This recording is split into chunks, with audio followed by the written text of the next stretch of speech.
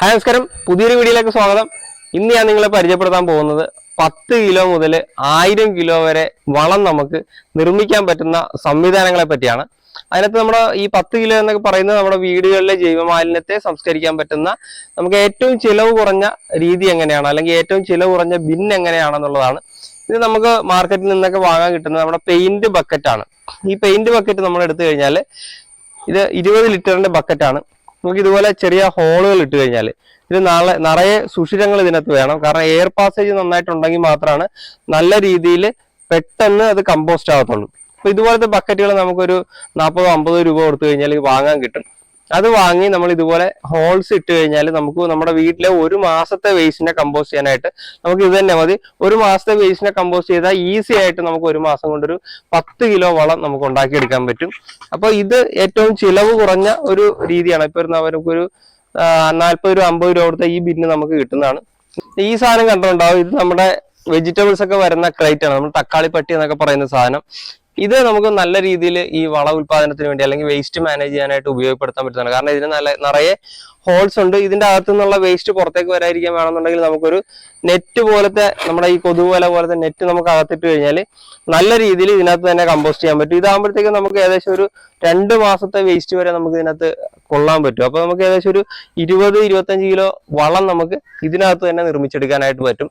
ഇത് പറഞ്ഞ പോലെ നമുക്ക് സെക്കൻഡ് ഹാൻഡ് സാധനം നമ്മുടെ മാർക്കറ്റിൽ വെജിറ്റബിൾ സ്റ്റോറിൽ നിന്നൊക്കെ വാങ്ങാൻ കിട്ടുന്നതാണ്. കൂടിപ്പോയാൽ ഒരു 100 രൂപ കൊടുത്തു കഴിഞ്ഞാൽ ഇത് നമുക്ക് എല്ലായിടത്തും കിട്ടും. ഇത് നമുക്ക് ഈ പറഞ്ഞ പോലെ ഒരു ബിന്ന് തന്നെ വേണമെന്നില്ല, എല്ലായിടത്തും കിട്ടുന്ന, സുലഭമായിട്ട് കിട്ടുന്ന ഒരു സാധനമായിട്ടാണിത്. അപ്പൊ ഇത് നമുക്ക് വളരെ ചെലവ് കുറഞ്ഞ രീതിയിൽ നമ്മുടെ ജൈവമാലിന്യത്തെ സംസ്കരിക്കാനും വളം നിർമ്മാണത്തിനും ഒക്കെ ഉപയോഗപ്പെടുത്താൻ പറ്റുന്ന ഒരു ബിന്നാണിത്. ഇതാണ് എയർ പ്രൂണിംഗ് പോട്ട് എന്ന് പറയുന്നത്, അല്ലെങ്കിൽ എയർപോർട്ട് എന്ന് പറയുന്ന സാധനം ഇതാണ്.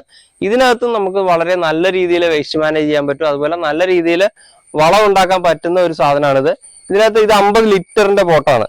50 ലിറ്റർ സാധനമാണ്, ലിറ്റർ വെയിറ്റിലാണ് ഇത് പറയുന്നത്. നമുക്ക് ഏകദേശം ഒരു 2 മാസം 2.5 മാസമൊക്കെ നമ്മുടെ വീട്ടിലെ വേസ്റ്റ് ഇതിനകത്ത് ഇടാൻ പറ്റും. കാരണം അത്രയും കപ്പാസിറ്റി ഉണ്ട് ഇതിനകത്ത്. നല്ല രീതിയിൽ എയർ ഹോൾസ് ഉള്ളത് കാരണം നല്ല രീതിയിൽ എയർ പാസേജ് നടക്കും. വായുസഞ്ചാരം ഉള്ളത് കൊണ്ട് തന്നെ നല്ല രീതിയിൽ കമ്പോസ്റ്റിംഗ് നമുക്ക് ഇതിനകത്ത് ചെയ്യാൻ പറ്റും.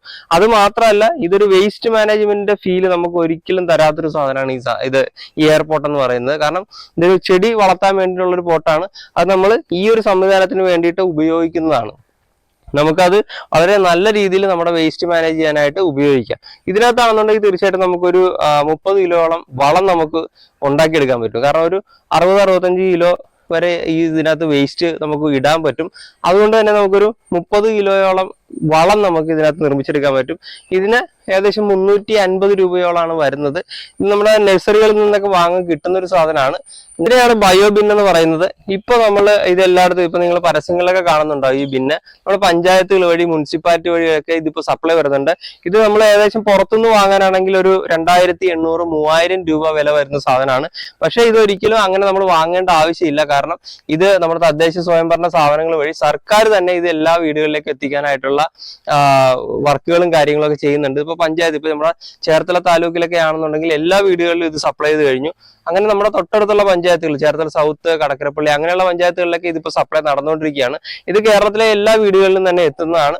അപ്പൊ ഇതിന് നമ്മൾ പുറത്തുനിന്ന് വാങ്ങേണ്ട കാര്യമില്ല. ഗവൺമെന്റിൽ ശരിക്കും പഞ്ചായത്തുകളിലൊക്കെ 250-300 ആ റേഞ്ചിലുള്ള പൈസ അടച്ചു കഴിഞ്ഞാൽ നമുക്ക് ഇത് സബ്സിഡി റേറ്റിൽ നമുക്ക് കിട്ടുന്നതാണ്.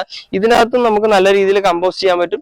ഇതിനാകെ ഉള്ള ഒരു ചെറിയൊരു പ്രോബ്ലം എന്ന് പറഞ്ഞാൽ ഇതിന്റെ എയർ ഹോൾസ് വളരെ ചെറുതാണ്. ഈ എയർ ഹോൾസ് ഒന്ന് വലുതാക്കി കൊടുത്തു കഴിഞ്ഞാൽ ഇതിനകത്ത് നല്ല രീതിയിൽ കമ്പോസ്റ്റ് ചെയ്യാൻ പറ്റും. ഇതിനകത്ത് കമ്പോസ്റ്റ് ചെയ്യുന്ന ആൾക്കാർക്ക് ഇതിനകത്ത് എന്തെങ്കിലും ഡിഫിക്കൽട്ടി ഉണ്ടെങ്കിൽ അവർക്ക് നമ്മളെ വിളിച്ചു കഴിഞ്ഞാൽ അതിന്റെ കൃത്യമായിട്ടുള്ള, അത് ഒരു ബുദ്ധിമുട്ടില്ലാതെ ചെയ്യാനായിട്ടുള്ള മാർഗങ്ങൾ നമ്മൾ പറഞ്ഞു കൊടുക്കുന്നതാണ്. അപ്പൊ ഇതിനകത്ത് നമുക്ക് നല്ല രീതിയിൽ കമ്പോസ്റ്റ് ചെയ്യാനായിട്ട് സാധിക്കുന്നതാണ്.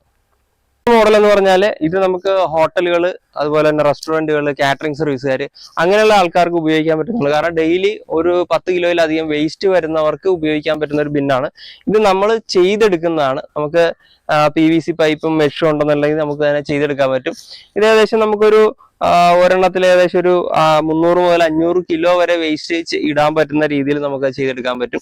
ഇതുപോലത്തെ 2 എണ്ണം ഉണ്ടെന്നുണ്ടെങ്കിൽ നമുക്ക് ഓൾട്ടർനേറ്റീവ് ആയിട്ട് വേസ്റ്റ് കൊണ്ടുവന്നിട്ട് വളരെ നല്ല രീതിയിൽ വളം ഉണ്ടാക്കാനായിട്ട്, അതായത് ജൈവമാലിന്യത്തെ സംസ്കരിക്കാനായിട്ട് ഇത് ഒരു 2 എണ്ണത്തിനെ നമുക്ക് ഉപയോഗപ്പെടുത്താൻ പറ്റും.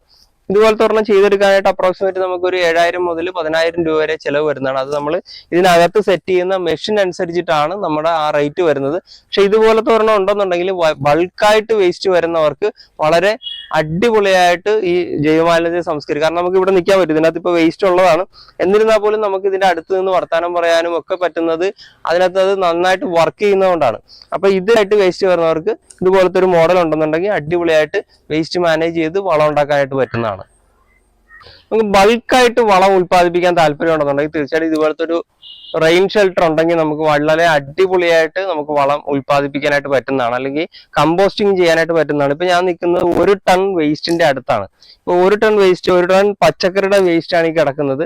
അതൊക്കെ അങ്ങനെ വലിയ ബൾക്കായിട്ടുള്ള രീതി, ഇപ്പൊ ഒരു ദിവസം 1 ടൺ വേസ്റ്റ് ഒക്കെ വരുന്നവരാണെന്നുണ്ടെങ്കിൽ തീർച്ചയായിട്ടും ഇതുപോലത്തെ റെയിൻ ഷെൽട്ടറിനകത്ത് നമുക്ക് നന്നായിട്ട് ചെയ്യാൻ പറ്റും. അതുപോലെ തന്നെ ഈ കോഴി ഫാമിന് വേണ്ടിയിട്ട് ബിൽഡ് ചെയ്യുന്ന ആ ഒരു കൺസ്ട്രക്ഷൻ രീതിയാണ് ബൾക്കായിട്ട് വേസ്റ്റ് വരുന്നവർക്ക് ചെയ്യാനായിട്ട് പറ്റുന്നത്. കാരണം ഇത് മഴയും വെയിലും കൊള്ളാത്ത രീതിയിൽ വേണം നമ്മൾ കമ്പോസ്റ്റിംഗ് ചെയ്യാനായിട്ട്.